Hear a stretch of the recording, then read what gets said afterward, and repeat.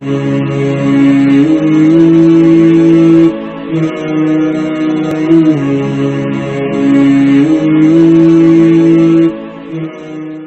علیکم ورحمۃ اللہ وبرکاتہ۔ نحمدہ ونصلی علی رسولہ الکریم، اما بعد، اعوذ باللہ من الشیطان الرجیم، بسم اللہ الرحمن الرحیم۔ لقد کان لکم فی رسول اللہ اسوۃ حسنہ، صدق اللہ العظیم۔ درود شریف پڑھ لیجیے۔ اللہم صلی علی محمد وعلی آل محمد کما صلیت علی ابراہیم وعلی آل ابراہیم انک حمید مجید۔ اللہم بارک علی محمد وعلی آل محمد کما بارکت علی ابراہیم وعلی آل ابراہیم انک حمید مجید۔ مجھے امید ہے کہ آپ تمام ساتھی خیر و عافیت سے ہوں گے۔ اللہ تعالیٰ سب کو صحت مند رکھے، اور آپ بھائیوں کی دعاؤں سے اللہ تعالیٰ نے مجھے بھی کافی افاقہ ہو گیا، اللہ کا شکر ہے، صحت پہلے سے اچھی ہو گئی۔ آج سے انشاءاللہ آج ہم بات کریں گے غزوہ بدر کے تعلق سے۔ ابھی تک ہجرت اور ہجرت کے بعد کی کچھ چیزیں آپ کے سامنے آ گئیں۔ ہجرت کا جو دوسرا سال ہے وہاں تک باتیں سامنے آ گئیں۔ دیکھیے، یہ جو غزوہ بدر ہے، دراصل یہ دین اسلام کا سب سے بڑا معرکہ تھا، کیونکہ یہاں سے اللہ تبارک و تعالیٰ نے دین اسلام کو سرفرازی اور شوکت عطا فرمائی، اور کفار کو ذلت اور رسوائی یہاں سے دے دی۔ سارا کھیل پلٹ گیا جو اب تک چل رہا تھا مشرکین مکہ کی جانب سے، کہ وہ آہستہ آہستہ آہستہ آہستہ مسلمانوں پر حاوی ہی ہوتے چلے جا رہے تھے۔ اللہ تبارک و تعالیٰ نے غزوے کے وجہ سے، بدر کی وجہ سے ایسا معاملہ کھولا کہ پھر یہاں سے دین اسلام کو ترقی ہی ترقی ملتی رہی، اور یہ لوگ رسوا ہی رسوا ہوتے رہے۔ دراصل بدر پر بات شروع کرنے سے پہلے چند ایک چیزیں جن کو سمجھ لینا ہمارے لیے بہت ضروری ہے۔ نمبر ایک یہ بات تو یاد رکھیں کہ یہ جو جہاد ہوتا ہے، جہاد کا ایک بہت لوگوں نے غلط استعمال کیا ہے۔ کچھ غیر ایمان والوں نے بھی غلط استعمال کیا ہے، اور کچھ ایمان والوں نے بھی غلط استعمال کیا ہے۔ دونوں ہی کی وضاحت کرنی بڑی ضروری ہے۔ غیر ایمان والوں نے جہاد کا لفظ لے کر کے اس کا اتنا مس یوز کیا کہ لوگوں نے اس کو دہشت گردی سمجھ لیا، حالانکہ دہشت گردی جہاد کے بالکل خلاف ہے۔ جہاں جہاد نہیں ہوتا وہاں دہشت گردی ہوتی ہے، اور جہاں دہشت گردی ہوتی ہے پھر وہاں جہاد نہ ہونے کی وجہ سے دہشت گردی ہوتی ہے۔ جہاد ایک بہت بڑا دین اسلام کا حصہ ہے۔ آپ اس کا اندازے سے لگا لیں کہ 1857 کے ہمارے ہندوستان کے جو فریڈم فائٹر ہیں، فریڈم فائٹر علماء کرام، بڑے بڑے علماء اس میں نام آتے ہیں، یہ سارے جہاد کا انہوں نے فتویٰ دیا تھا، اور جہادی کے ذریعے سے ہندوستان کو آزاد کرانے میں ان کا بڑا تعاون تھا، اور مسلمانوں نے ایک بہت بڑی مقدار میں اپنی گردنیں پیش کی ہندوستان کو آزاد کروانے کے لیے۔ اس کی وضاحت پھر کئی اور، کیونکہ بہت لمبی چوڑی فہرست ہے علماء کرام کی۔ یہ بات اور ہے کہ خیانت کی وجہ سے آج ان کا تذکرہ نہیں آتا، لیکن اس کا یہ مطلب نہیں ہے کہ ہم بھی ذکر نہ کریں، انشاءاللہ ہم بھی ذکر کریں گے۔ تو ہندوستان کو آزاد کرانے میں جو تحریک آزادی ہوئی تھی مسلمانوں کی طرف سے، وہ جہاد کی وجہ سے ہوئی تھی۔ تو آج جہاد کو بدنام کرنے والے سوچ لیں ذرا، ہندوستان میں مسلمانوں کا کتنا بڑا کنٹریبیوشن ہے، کتنا بڑا حصہ ہے اس کی آزادی میں، اور وہ جہادی کی وجہ سے۔ بہرحال ایک غلط معاملہ تو غیر ایمان والوں کی طرف سے یہ ہوا کہ انہوں نے جہاد کو دہشت گردی، کیونکہ مین اسٹریم میڈیا، الیکٹرانک میڈیا جو چاہے کہہ دے، دن کو رات کہہ دے، رات کو دن کہہ دے، دنیا مانتی ہے۔ ان لوگوں نے اپنے اس عہدے کا، اپنے اس منصب کا، اپنی اس طاقت کا غلط فائدہ اٹھا کر کے بہت ساری چیزوں کو خلط مت کر کے دنیا کے سامنے پیش کیا ہے۔ کوئی لمبی چوڑی وضاحت نہیں ہے، دنیا ابھی ہندوستان کے حالات دیکھ لیں، ہمارے ملک کے کیا حالات چل رہے ہیں۔ مین اسٹریم میڈیا کی وجہ سے خراب ہے، سارا کھانا خراب ان کی وجہ سے۔ یہ ٹھیک ہو جائے تو حالات ٹھیک ہو جائیں۔ تو ایک کام تو انہوں نے یہ کیا، پتہ نہیں ایک کوئی تھا اینکر، نیوز اینکر، وہ تو جہاد کا ڈائیگرام لے کر کے آ گیا تھا، خبیث۔ اب غلطی ہماری، نمبر ایک غلطی یہ کہ ہم نے جہاد کیا نہیں، اس لیے لوگوں کو پتہ ہی نہیں جہاد ہوتا کیا ہے، اور نمبر دو کرتے نہیں تھے تو 7 لوگوں کے سامنے جہاد کی صحیح ڈیفینیشن بھی نہیں رکھی، تاکہ لوگوں کو پتہ چلے کہ جہاد کیا ہوتا ہے۔ جہاد ہوتا ہے خبیث، مطلب میں مفہوم بتا رہا ہوں، ابھی میں ڈیفینیشن نہیں بتا رہا ہوں، لیکن یہی مفہوم ہے اس کا، یہی مطلب ہے اس کا۔ جتنے بھی خبیث لوگ ہوتے ہیں، غلط لوگ ہوتے ہیں، اور معاشرے کے اندر جن کی وجہ سے بدامنی پھیل رہی ہوتی ہے، ان کے خلاف جو ہے کوشش کی جاتی ہے، جیسے انگریزوں کے خلاف کی، ہندوستان کے اندر بدامنی پھیل رہی تھی، ان کی وجہ سے ہمارے اکابر علماء نے جہاد کا جو ہے ساتھ، جہاد کے ذریعے سے ان لوگوں کو بھگایا یہاں سے۔ بہت سارے غیر ایمان والے بھی تھے، لیکن ایمان والے بھی تھے، اور سارے وہ جہادی کی وجہ سے، ان کی جدوجہد کی وجہ سے، کوششوں کی وجہ سے یہ سارا معاملہ ہوا۔ تو مسلمانوں نے کیا غلطی کی؟ غیر ایمان والوں کی غلطی تو یہ کہ انہوں نے جہاد کو دہشت گردی بنا کر کے پیش کیا۔ مسلمانوں سے غلطی یہ ہوئی کہ مسلمانوں نے چند کچھ نیک اعمال کو، کچھ چلت پھرت کو جہاد کا نام دے کر کے سارے جہاد کے فضائل اور سارا جہاد کا ثواب اس نیک اعمال پر چسپاں کرنے کی کوشش کی۔ میں نام نہیں لیتا ورنہ مخالفت سمجھیں گے لوگ۔ ایک ہماری اس دنیا میں بہت بڑی مصیبت یہ ہے کہ اگر کوئی کام غلط کر رہا ہو، کوئی بے اصولی ہو رہی ہو، اس غلط کام پر تنقید کرو، اس بے اصولی کی وضاحت کرو، تو بجائے اس بے اصولی کو چھوڑنے کے، اس غلط کام کو ترک کرنے کے، وضاحت کرنے والے کو جو ہے کام کا مخالف سمجھا جاتا ہے۔ اللہ حفاظت فرمائے۔ اگر کوئی غلط نماز پڑھ رہا ہو اور میں یہ کہوں تمہاری نماز میں یہ غلطی ہے، کوتاہی ہے، تو کیا میں نماز کا مخالف ہوں؟ یہ منطق سمجھ میں آتی ہے کسی کو کہ اس بات میں کوئی لاجک ہے؟ کوئی لاجک نہیں ہے۔ تو بہرحال کام کے اندر کوئی غلطی ہو، کام کی مخالفت نہیں ہوتی غلطی کو ٹھیک کرنا۔ تو لہٰذا ہمارے یہاں بہت سارے دینی تحریکیں ہونی چاہیے، دینی تحریکیں، دینی کوششیں اور جدوجہد ہونی چاہیے، لیکن وہ جہاد نہیں ہے، نہ اس پر جہاد کا ثواب ملے گا، اور نہ اپنی ان تحریکوں کو چلانے کے لیے ان پر جہاد کے فضائل اور ان پر جہاد کی احادیث پڑھ کر سنانا اور اس کو جہاد تصور کرنا اور اس پر جہاد کا ثواب سمجھنا گمراہی ہے۔ یہ میرا لفظ یاد رکھیے گا، میری زبان ذرا لڑکھڑا نہیں رہی یہ بات کہتے ہوئے، یہ گمراہی ہے۔ اس کو مانوی تحریف کہتے ہیں۔ ایک ہوتا ہے قرآن کے الفاظ کو بدلنا اور ایک ہوتا ہے قرآن کے معنی کو بدل دینا۔ یہ معنی کو بدلنا زیادہ خطرناک ہے نا۔ قادیانیوں نے کیا کی؟ یہی تو کیا تھا، مانوی تحریف تو کی تھی، انہوں نے کون سے قرآن کے الفاظ بدل دیے۔ یہ کام قادیانی کرے تو غلط، ہم کریں تو ٹھیک، میری یہ بات سمجھ میں نہیں آتی۔ تو بھائی جہاد ہے، جہاد کی وجہ سے دنیا کی کوئی دوسری جو ثواب کے کام ہوتے ہیں، جہاد کے فضائل اس پر فٹ نہیں کیے جا سکتے۔ بہرحال یہ ایک الگ بحث ہے، کبھی اس پر موقع لگا تو پھر الگ سے اس پر بات کروں گا، ابھی فی الحال اتنا سمجھ لیجیے۔ اچھا جی، جہاد کی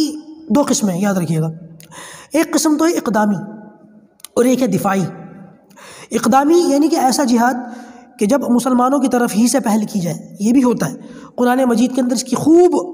آیتیں اور وضاحتیں موجود ہیں کہ جب مسلمانوں کی طرف سے، میں بھی تھوڑی دیر میں اس کی وضاحت کرتا ہوں کہ کیسے اقدام کی ضرورت پیش آتی ہے اور کب کرنا چاہیے اور کیا ضرورت ہے اس کی۔ اور ایک ہوتا ہے دفاعی کہ جب کوئی اور ہمارے اوپر اٹیک کر دے، ہم اپنے امن سے رہ رہے تھے، اپنے شہروں ملکوں میں اپنی گلیوں میں آرام سے رہ رہے تھے، اور سامنے والے نے ہم پر اٹیک کر دیا، تو اب سامنے والے کو جوابی کارروائی کے طور پر جو کوشش کی جاتی ہے اس کو دفاعی کہتے ہیں۔ ہمارے یہاں مصیبت یہ ہے کہ آج کل کے دور میں بہت سارے لوگوں نے جہاد، ایک تو بہت سارے لوگ بات ہی نہیں کرتے، جو کرتے ہیں تو غلط چیز کو جہاد کہتے ہیں، اور جو صحیح چیز کو بھی جہاد کہتے ہیں ان کے اندر بھی یہ کمی ہے کہ وہ صرف دفاعی جہاد کے بارے میں بات کرتے ہیں، اقدامی جہاد کے بارے میں کوئی بات ہی نہیں کرتا، اس کی صحیح ڈیفینیشن اور اس کے معذرت خانہ رویہ اور لوگوں کے سامنے یہ لوگوں سے مرعوب ہونا کہ بھائی پتہ نہیں کیا ہوگا، معاملات ایسے ہیں، حالات ایسے ہیں، فلاں حکومت ایسی ہے، لوگوں کا مزاج ایسا ہے، تو لہٰذا اس پر کوئی بات ہی نہیں کرتا۔ نہیں، بات دیکھیے، دین اسلام جیسا نبی کریم صلی اللہ علیہ وسلم دے کر کے گئے ہیں ویسا ہی تو پیش کیا جائے گا یا اپنی طرف سے بدل دیا جائے گا؟ دین اسلام کو آدھا ادھورا میں پیش کروں گی تو میرے بس کی تو بات ہے نہیں۔ دین اسلام جیسا ہے، جتنا ہے اتنا ہی آپ کے سامنے رکھا جائے گا، بیان کیا جائے گا۔ دیکھیے، اب تھوڑی سی بات کو جو ہے ذرا مقدمے کے طور پر سمجھیں۔ انبیاء کرام جو آتے ہیں نا، آدم علیہ السلام سے لے کے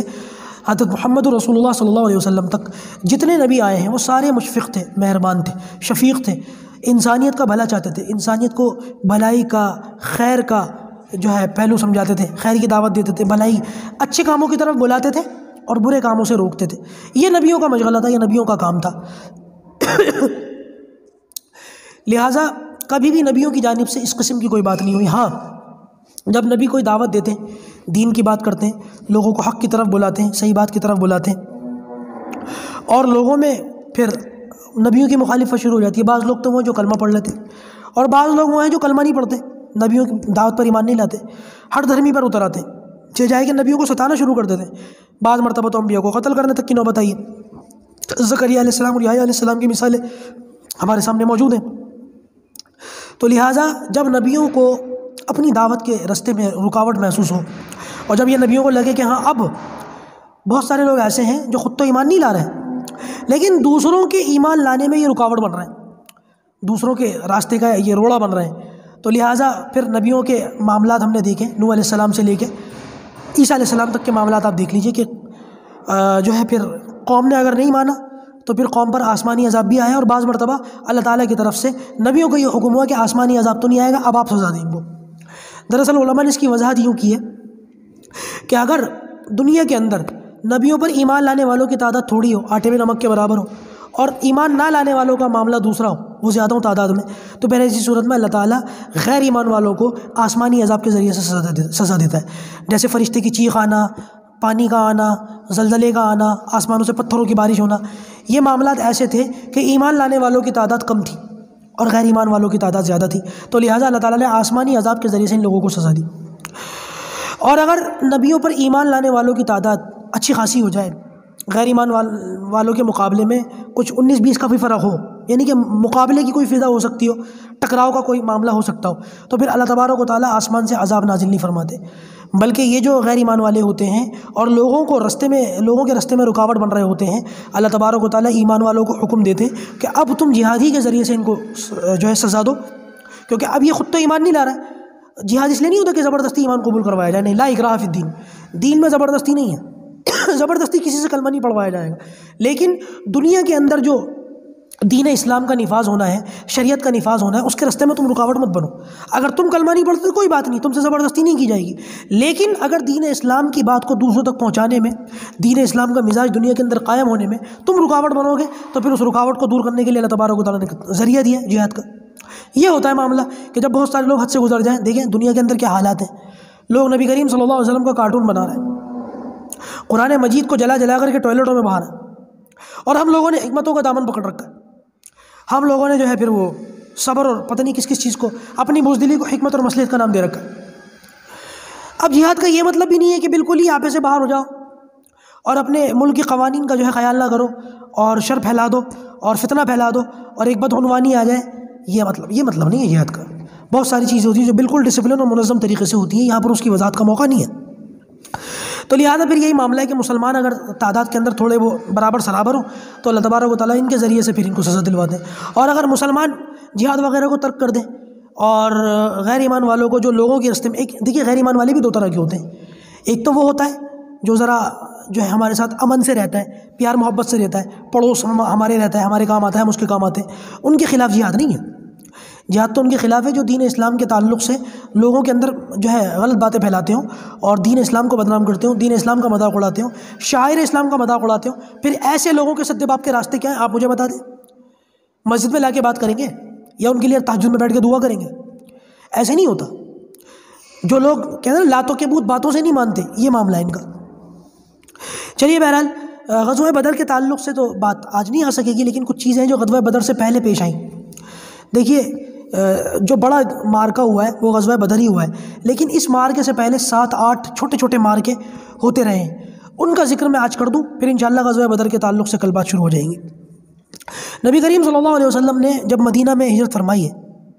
تو ہجرت فرمانے کے بعد نبی کریم صلی اللہ علیہ وسلم نے سب سے پہلا، دیکھیے 4 سریے ہوتے ہیں، سریے یا سریے بول سکتے ہیں، اور 4 جو ہے وہ غزوات ہوئے ہیں۔ سریے کیا ہوتے ہیں اور غزوہ کیا ہوتا ہے؟ علماء نے فرمایا کہ سریہ اس کو کہتے ہیں جس میں نبی کریم صلی اللہ علیہ وسلم نے صحابہ کرام کی تعداد کو بھیجا ہو، خود اس میں نہ لے کر کے تشریف نہ لے کر کے گئے ہوں، اس کو سریہ بولتے ہیں۔ اور غزوہ اس کو کہتے ہیں جس میں نبی کریم صلی اللہ علیہ وسلم صحابہ کرام کے ساتھ خود بھی نکلے ہوں۔ تو 8 مارکے ہوئے ہیں غزوہ بدر سے پہلے، 4 اس میں سریے ہیں اور 4 اس میں جو ہے وہ غزوات ہیں۔ 4 معاملات ایسے جس میں نبی کریم صلی اللہ علیہ وسلم نے صحابہ کرام کو بھیجا، اور 4 مارکے ایسے جس میں نبی کریم صلی اللہ علیہ وسلم خود بھی تشریف لے گئے۔ میں 8 کا ذکر کر دوں آج پہلے۔ ہجرت کے 7 مہینے کے بعد رمضان کے مہینے میں نبی کریم صلی اللہ علیہ وسلم نے 12 تاریخ کو، رمضان کی 12 تاریخ تھی، 30 مہاجرین کو جمع کیا، اس میں انصار کوئی نہیں تھا، 30 مہاجرین کو جمع کیا اور حضرت حمزہ رضی اللہ تعالیٰ عنہ کو اس کا امیر بنایا، اور ان کو جو ہے ایک جگہ بھیجا سیف البحر کے نام سے۔ آپ نے بتا دیا تھا کہ وہاں ایک قافلہ ہے اور تجارتی قافلہ جس کو عام طور سے اس پر حملہ کر کے اس کو لوٹنے کا ارادہ تھا۔ تو حضرت حمزہ نکل گئے 30 لوگوں کو لے کر کے، اور وہاں پہنچ کر ان جن کے بارے میں نبی کریم صلی اللہ علیہ وسلم نے خبر دی تھی یہ لوگ مل گئے، صفیں بن گئی تھیں اور ایک طریقے سے مقابلہ شروع ہو گیا تھا، لیکن ایک بندے نے بیچ میں پڑھ کر اس کو جو ہے رکوا دیا، اور صفیں بننے کے بعد مقابلے کی نوبت نہیں آئی۔ ویسے ہی حضرت حمزہ اپنے 30 صحابہ کو لے کر، صلح وغیرہ ہو گئی تو 30 صحابہ کو لے کر یہ مدینہ واپس آ گئے۔ یہ پہلا غزوہ تھا، پہلا سریہ تھا، اور بیچ بچاؤ ہو گیا تھا، اور یہ قافلہ 300 لوگوں کا تھا، یہ 30 مہاجر تھے، یہ 300 لوگ تھے، لیکن بہرحال معاملہ ختم ہو گیا۔ دوسرا سریہ ہوا ہے حضرت عبیدہ بن حارث کا۔ نبی کریم صلی اللہ علیہ وسلم نے ان کو 60 یا 80 مہاجر، 60 تھے یا 80 تھے، لیکن ان میں بھی کوئی انصار نہیں تھا، ان کو نبی کریم صلی اللہ علیہ وسلم نے رابغ کی طرف روانہ فرمایا، اور ان کے بارے میں آتا ہے کہ وہ 200 لوگوں کا قافلہ تھا، اور رابغ پہنچ کر ان 200 لوگوں سے ان کی تھوڑی بہت مٹ بھیڑ ہوئی، یعنی کہ کچھ زبانی کلامی کہنے کچھ ہوا، اور پھر وہاں پر بھی درمیان میں وہاں کے کچھ لوگوں نے، مقامی لوگوں نے پڑھ کر جو ہے صلح کروا لی۔ اس سریے میں سعد بن ابی وقاص انہوں نے ایک تیر چلایا تھا، تو سب سے پہلا تیر دین اسلام کے لیے جو چلا ہے وہ سعد بن ابی وقاص کے ذریعے سے چلا ہے، اور یہاں پہ بھی لڑائی کی نوبت نہیں آئی، بس وہ بیچ میں کچھ لوگ پڑے تو یہ واپس آ گئے۔ تیسرا سریہ جو ہے وہ سعد بن ابی وقاص کا ہوا ہے۔ نبی کریم صلی اللہ علیہ وسلم نے ان کو 20 مہاجر بھیجے تھے، اس میں بھی کوئی انصاری صحابی نہیں تھے، 20 مہاجر صحابہ نبی کریم صلی اللہ علیہ وسلم کے ساتھ کیے، اور یہ پیدل چلتے ہوئے خرار یا خرار ایک جگہ ہے وہاں پہنچے، وہاں پڑاؤ ڈالا، لیکن وہاں پہنچ کر کے ان کو پتہ چلا کہ جس قافلے کے لیے یہ لوگ آئے تھے وہ تو بہت پہلے ہی نکل گیا یہاں سے، تو یہ پھر اس کو چھوڑ کر کے واپس مدینہ تشریف لے آئے۔ پھر چوتھے نمبر پر غزوہ ہوا ہے، غزوہ ابوا، جس میں نبی کریم صلی اللہ علیہ وسلم خود تشریف لے گئے۔ اس میں بھی 60 مہاجرین تھے اور انصار اس میں کوئی نہیں تھا۔ نبی کریم صلی اللہ علیہ وسلم نے 60 مہاجر صحابہ کو ساتھ لیا، اور سعد بن عبادہ یہ مدینے کے جو ہیں بہت بڑے سمجھے جاتے ہیں۔ نبی کریم صلی اللہ علیہ وسلم نے سعد بن عبادہ کو مدینہ کے اندر اپنی غیر موجودگی میں اپنا جانشین مقرر کیا، اور اس لشکر میں جو ہے وہ حضرت حمزہ رضی اللہ تعالیٰ عنہ ان کے ہاتھ میں جھنڈا دیا، اور ابوا پہنچے قافلے کی تلاش میں، یہ قافلہ تھا، اس کی خبر ملی تھی نبی کریم صلی اللہ علیہ وسلم کو۔ جب آپ وہاں پہنچے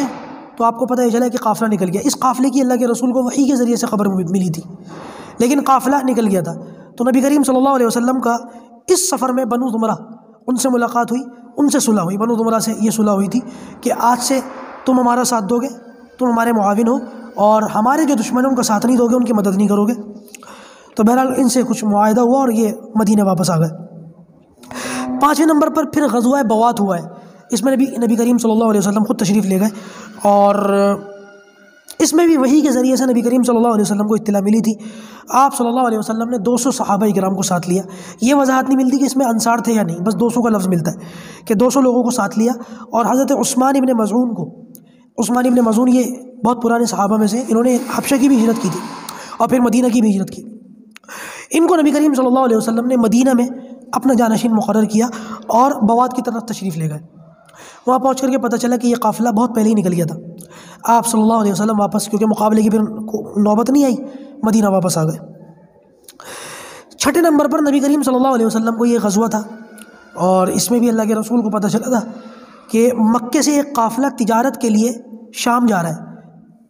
اس تجارتی قافلے کو خاص طور سے یاد رکھیے گا۔ ابو سفیان اس تجارتی قافلے کے امیر تھے، اس وقت تک مسلمان نہیں ہوئے تھے، بعد میں کلمہ پڑھا، انہوں نے فتح مکے کے موقع پر مسلمان ہوئے۔ ابو سفیان امیر معاویہ کے والد، ہندہ کے شوہر، بہت بڑا گھرانہ ہے یہ بھی ابو سفیان کا۔ اس وقت تک یہ ایمان نہیں لائے تھے، تو یہ مکے سے نکل کر شام جا رہے تھے۔ اس کو خاص طور سے یاد رکھیے گا، اس کو خاص طور سے یاد رکھیے گا، میں پھر کہہ رہا ہوں، اس کو خاص طور سے یاد رکھیے گا۔ نبی کریم صلی اللہ علیہ وسلم کو معلوم ہوا کہ مکہ سے تجارتی قافلہ ابو سفیان کی کارکردگی میں شام کی طرف کے لیے روانہ ہو رہا ہے۔ آپ صلی اللہ علیہ وسلم نے جو ہے وہ 20 لوگوں کو ساتھ لیا اور نکلے ان کے تعاقب میں۔ ایک صحابی تھے ابو سلمہ، نبی کریم صلی اللہ علیہ وسلم نے مدینہ منورہ کے اندر ان کو اپنا قائم مقام بنایا اور ابو سفیان کے قافلے کے پیچھے نکلے، لیکن نبی کریم صلی اللہ علیہ وسلم کو پتہ چلا کہ یہ قافلہ جو مکے سے نکلا تھا کافی پہلے ہی شام کی طرف آگے جا چکا ہے، اتنا آگے جا چکا ہے کہ اب اس کے پیچھے جانا اور اس کو پکڑنا تقریباً ناممکن ہے۔ تو نبی کریم صلی اللہ علیہ وسلم واپس آ گئے مدینہ منورہ۔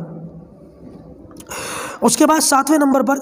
بدر اولا، جس جگہ بدر ہوا ہے نا اسی مقام پر بدر کے پاس یہ معاملہ ہوا۔ نبی کریم صلی اللہ علیہ وسلم نے جو ہے یہ معاملہ ایسا ہوا کہ ایک قرص بن جابر، ایک شخص تھا قرص بن جابر، اس نے مدینہ کے اندر، نبی کریم صلی اللہ علیہ وسلم یہ عشیرہ سے واپس آئے تھے، جو 6 نمبر پر میں نے بتایا ابو سفیان کے قافلے کے پیچھے گئے تھے نا، ہوا کچھ نہیں، بس واپس آ گئے۔ تو واپس آئے ہی تھے، 10 دن ہوئے تھے واپس آئے ہوئے، یا 10واں دن تھا واپس آتے ہوئے، بہرحال جو بھی تھا۔ نبی کریم صلی اللہ علیہ وسلم ابھی مدینہ کے اندر آئے ہی تھے کہ ایک شخص نے رات کے اندر بزدلی کا ثبوت دیا قرص بن جابر نے کہ مدینہ کے اندر چھاپہ مار کارروائی کی اور کچھ اونٹ اور کچھ بکریاں اٹھا کر کے لے گیا۔ نبی کریم صلی اللہ علیہ وسلم تقریباً 30 صحابہ کرام کو لے کر اس کے تعاقب میں بدر تک گئے، لیکن پتہ یہ چلا کہ یہ نکلنے میں کامیاب ہو گیا اور نبی کریم صلی اللہ علیہ وسلم پھر جو ہے وہ واپس آ گئے۔ اس نے شب خون مار کیا تھا، یعنی کہ رات کے اندھیرے میں بزدلانہ کارروائی، اور نبی کریم صلی اللہ علیہ وسلم جو ہے پھر وہ واپس آ گئے۔ پھر 8ویں نمبر پر ایک معاملہ پیش آیا، یہ سریہ تھا۔ نبی کریم صلی اللہ علیہ وسلم نے حضرت عبداللہ بن جحش رضی اللہ تعالیٰ عنہ کو جو ہے وہ 12 مہاجر دیے اور ان کو ایک خط دیا، اور خط دے کر کے ان سے یہ کہا کہ یہ 2 دن تک تم چلتے چلے جاؤ اور 2 دن کے بعد میرا یہ خط کھول کر کے دیکھنا اور جو اس خط میں لکھا ہوا وہ پڑھنا، خود بھی عمل کرنا اور لوگوں کو بھی عمل کروانا، لیکن زبردستی مت کرنا، عمل کریں تو ٹھیک ہے، نہ کریں تو پھر جانے دینا۔ جو 12 ان کے ساتھ ساتھی تھے تو کہتے ہیں کہ یہ 12 لوگوں کو لے کر کے نکلے، 2 دن سفر کیا، 2 دن کے بعد انہوں نے خط کھول کر کے دیکھا تو نبی کریم صلی اللہ علیہ وسلم اس پہ لکھا ہوا تھا کہ مکہ اور طائف کے درمیان ایک جگہ ہے نخلا، وہاں چلے جاؤ، وہاں تمہیں قافلہ ملے گا، ان سے مقابلہ کرنا۔ اور بہرحال ان سے اس طریقے سے یہ معاملہ ہوا۔ ان لوگوں نے اپنے 12 لوگوں سے کہا کہ نبی کریم صلی اللہ علیہ وسلم نے اس میں یہ کہا تھا کہ چاہو تو عمل کرو، چاہو تو تمہیں اجازت ہے، تو انہوں نے کہا نہیں ہم عمل کریں گے اور ہم نہیں جانا چاہتے، ہم لوگ بالکل اس بات پر راضی ہیں کہ ہم ساتھ چلیں گے۔ تو یہ 12 کے 12 لوگ اور عبداللہ ابن جحش جو ہے نخلا پہنچے، وہاں پہنچ کر انہوں نے انتظار کیا، لیکن نخلا پہنچنے سے پہلے ان کے 2 ساتھی تھے سعد اور عقبہ، یہ دونوں صحابہ کھو گئے، ان کا اونٹ کہیں اور چلا گیا تو ان کو رستہ نہیں ملا، یہ لوگ نکل گئے وہاں سے۔ جب یہ لوگ نکل گئے اور کھو گئے، یہ الگ ہو گئے، تو یہ باقی کے 10-11 لوگ بچے تھے، اور مہینہ ایسا تھا کہ غالباً رجب کا مہینہ تھا کہ اس میں جو ہے وہ حرمت والا مہینہ تھا، جس میں ڈاکے ڈالنا، قتل کرنا، لڑائی کرنا عربوں کے اندر منع تھا۔ تو 29 تاریخ تھی اس مہینے کی، تو یہ اس مغالطے میں رہ گئے کہ شاید کل کی جو تاریخ ہوگی وہ 1 تاریخ ہوگی، اور انہوں نے 1 تاریخ سمجھ کر جو قافلہ تھا مشرکین کا اس پر حملہ کر دیا، اور اللہ کی شان کہ یہ 1 تاریخ نہیں تھی بلکہ یہ 30 تاریخ تھی، اور مہینہ حرمت والا باقی تھا، ان کو پتہ نہیں تھا، انجانے میں انہوں نے یہ کام کر دیا۔ اور ہوا یہ کہ عمر بن حضرمی ایک شخص تھا، وہ مسلمانوں کے ہاتھوں مارا گیا، ایک صحابی نے تیر چلایا، اس تیر کے نتیجے میں یہ مر گیا، اور 2 شخص تھے عثمان اور حکم، یہ دونوں گرفتار ہوئے، اور اس قافلے کا جو مال غنیمت تھا، یہ پہلا مال غنیمت مسلمانوں کو ملا، اور مسلمان اس کو لے کر نبی کریم صلی اللہ علیہ وسلم کی خدمت میں حاضر ہوئے۔ وہ دونوں صحابی کھوئے ہوئے، ان کا پتہ ہی نہیں چلا، یہ ان دونوں قیدیوں کو گرفتار کر کے مدینہ لے آئے، نبی کریم صلی اللہ علیہ وسلم کے سامنے ساری روایات رکھی، ساری بات رکھی، تو آپ صلی اللہ علیہ وسلم نے منع کر دیا۔ اچھا، اس وقت تک غنیمت کے مال غنیمت کے بارے میں کوئی حکم آیا نہیں تھا، تو یہ جو عبداللہ ابن جحش تھے، انہوں نے اپنی جو ہے سوجھ بوجھ سے اجتہاد کیا اور نبی کریم صلی اللہ علیہ وسلم کو 5واں حصہ دیا، باقی کے 4 حصے غنیمت کے صحابہ کرام میں تقسیم کر دیے۔ اس وقت تک حکم نہیں آیا تھا، بعد میں حکم آیا غنیمت کا، اور یہی حکم آیا کہ 5واں حصہ اللہ اور اس کے رسول کا، وَاعْلَمُوا أَنَّمَا غَنِمْتُم مِّن شَيْءٍ فَأَنَّ لِلَّهِ خُمُسَهُ وَلِلرَّسُولِ۔ تو یہ نبی کریم صلی اللہ علیہ وسلم کو جب پتہ چلا کہ یہ مال غنیمت لے کر کے آئے ہیں اور یہ معاملہ ہوا تھا، آپ صلی اللہ علیہ وسلم نے لینے سے منع کر دیا کہ ایک تو تم نے جو ہے وہ حرمت والے مہینے میں قتال کیا، اور اوپر سے مال غنیمت بھی لے کر کے آیا، اللہ تعالیٰ کی طرف سے کوئی حکم آیا نہیں، لہٰذا میں نہیں لیتا۔ مدینے کے یہودیوں نے اور کچھ بت پرست مشرکین نے شور مچانا شروع کر دیا کہ انہوں نے تو، ان کے نبی نے تو حرمت والے مہینے میں قتل و قتال کرنے کی اجازت دے دی، تو حرمت والے مہینے میں بھی لڑائیاں شروع کر دیتے۔ جب یہ باتیں آئیں تو اللہ تعالیٰ نے آیت نازل فرمائی، یسألونک عن الشہر الحرام قتال فیہ قل قتال فیہ کبیر، یہ آپ سے پوچھتے ہیں کہ حرمت والے مہینے میں قتال کرنا کیسا ہے، قل قتال فیہ کبیر، آپ کہہ دیجیے کہ واقعی حرمت والے مہینوں میں قتال کرنا بہت بڑا گناہ ہے، وصد عن سبیل اللہ وکفر بہ والمسجد الحرام، یہ جان بوجھ کر کرنا گناہ ہے، انجانے میں گناہ نہیں ہے، اور اس سے بڑے بڑے گناہ اللہ کے راستے سے روکنا اور حرم والوں کو حرم سے نکالنا، یہ اس سے بڑے بڑے گناہ اللہ تعالیٰ کے نزدیک۔ تو بہرحال اس میں صحابہ کرام کی برات تھی، اور اللہ تعالیٰ نے ایک طریقے سے وضاحت کر دی کہ ان لوگوں نے جو کچھ کیا انجانے میں کیا، کوئی مسئلہ نہیں ہے۔ تو بعد میں عبداللہ ابن جحش نے اللہ کے رسول سے پوچھا، یا رسول اللہ، کیا ہمیں اللہ تعالیٰ کے یہاں سے ثواب کی امید رکھنی چاہیے اس پر؟ تو نبی کریم صلی اللہ علیہ وسلم نے پھر وہ فرمایا، ایک اور آیت نازل ہوئی، ان الذین آمنوا والذین ہاجروا وجاہدوا باموالہم وانفسہم فی سبیل اللہ اعظم درجۃ عند اللہ واولئک هم الفائزون، اس میں ثواب کی بشارت تھی کہ اللہ تعالیٰ کے یہاں سے تمہیں بڑا جو ہے ثواب کی امید ہونی چاہیے۔ اچھا جی، ہوا یہ کہ یہ دو قیدی تھے، عثمان اور حکم، مشرکین کی طرف سے آئے تھے قید ہو کر کے، تو مشرکین مکہ نے ان دونوں کے لیے فدیہ بھیجا۔ آپ صلی اللہ علیہ وسلم کے پاس جو لوگ آئے تھے ان کا فدیہ لے کر آپ نے منع فرما دیا کہ میں ان کا فدیہ لے کر ان کو چھوڑوں گا نہیں۔ کیوں؟ اس لیے کہ سعد اور عقبہ میرے جو 2 ساتھی ہیں وہ اس سفر میں تھے اور وہ دونوں لاپتہ ہیں، کہاں ہے کچھ نہیں پتہ، مجھے یہ خوف ہے کہ کہیں اگر وہ تمہارے ہاتھ آ گئے تو تم ان کو قتل کر دو گے، اگر تم نے ان دونوں کو قتل کیا تو میں ان دونوں کو قتل کروں گا اس کے بدلے میں، لہٰذا جب تک وہ میرے دونوں ساتھی صحیح سلامت مجھ تک نہیں پہنچتے ان دونوں کو میں آزاد نہیں کروں گا۔ لیکن علماء نے لکھا کہ سعد اور عقبہ یہ دونوں کے دونوں صحابہ صحیح وقت پر صحیح سلامت نبی کریم صلی اللہ علیہ وسلم کے پاس پہنچ گئے۔ آپ صلی اللہ علیہ وسلم نے عثمان اور حکم ان دونوں کا فدیہ لے کر ان کو چھوڑ دیا۔ عثمان تو مکہ چلا گیا اور وہیں پر جا کر کافر ہونے کی حالت میں مرا۔ لیکن یہ جو حکم تھے جیسے ہی ان کا فدیہ ملا اور یہ آزاد ہوئے تو انہوں نے مکہ جانے کے بجائے مدینہ ہی میں رہنا پسند کیا اور اسلام لے آئے، اور بیر معونہ ایک جگہ ہے وہاں اس تحریک کے اندر گئے تھے اور اس کے اندر ان کا انتقال ہوا، شہید ہوئے، اور بڑے صحابہ کرام کے اندر ان کا شمار ہوتا ہے رضی اللہ تعالیٰ عنہم۔ تو یہ تھوڑا سا سریہ اور جو غزوات تھے بدر سے پہلے 7-8 تحریکیں تھیں ان کا ذکر آج آ گیا آپ کے سامنے۔ انشاءاللہ اس سے آگے کی وضاحت جو ہے باقاعدہ غزوہ بدر کی باقاعدہ جو شروعات ہے انشاءاللہ اس کی وضاحت کل سے آپ حضرات کے سامنے آئے گی۔ اللہ پاک ہم سب کو کہنے سننے سے زیادہ عمل کرنے کی توفیق عطا فرمائے۔ وآخر دعوانا الحمدللہ رب العالمین۔